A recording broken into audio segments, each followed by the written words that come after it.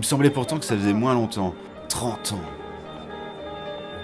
Mais qui pourrait croire que le petit moulin de paille tressé il y a 30 ans par un club de vannerie ferait venir dans la commune de Saint-Malo-du-Bois les plus grands noms de la scène nationale et internationale?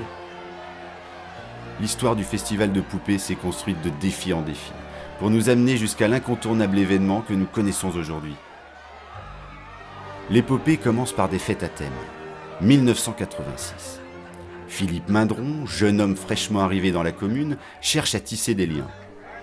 C'est alors qu'il s'investit dans l'atelier vannerie et avec ses compagnons tisse un moulin de paille haut de 8 mètres qui recevra le premier prix au festival des records d'Aubigny.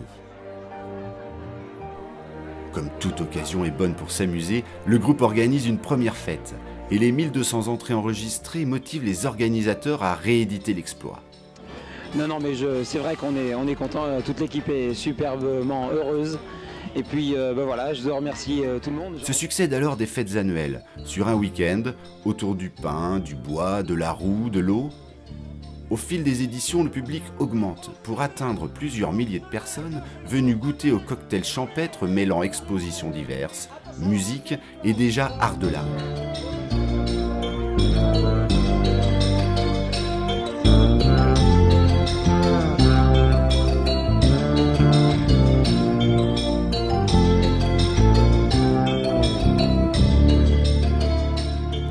Mais le pari d'une fête grandissant sans cesse devient osé sur un seul week-end, notamment au regard de la météo. C'est à ce moment-là que Philippe propose d'éclater les ingrédients de la fête sur tous les dimanches de juillet et août. Quel beau stratagème pour s'amuser encore plus longtemps. Nous sommes en 1995. C'est le début des arts à la campagne.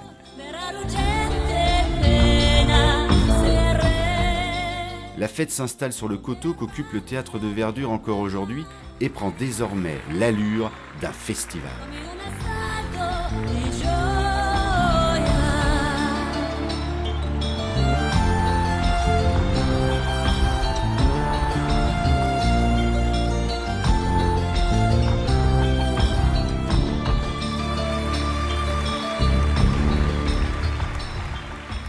En 1998, profitant d'une subvention européenne, l'association décide de construire un espace scénique permanent, évitant ainsi les pénibles démontages de fin de saison.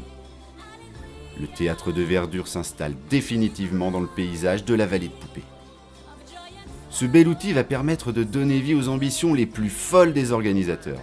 Ils envisagent désormais d'accueillir des spectacles de plus grande envergure, des artistes de renom. Malheureusement, condamné en 2001 pour nuisance sonore, le festival doit s'arrêter.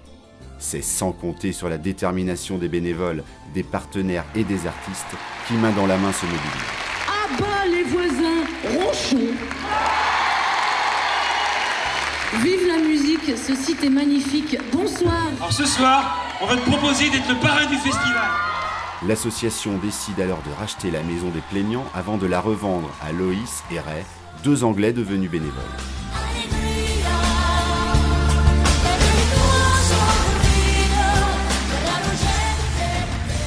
Le festival de poupées se place aujourd'hui parmi les 20 plus grands festivals français. Il reçoit en moyenne près de 60 000 festivaliers par an et doit même pour certains événements délocaliser ses compétences dans le parc d'un château voisin. À l'heure des 30 années qui sonnent, plus de 200 artistes et groupes se sont succédés.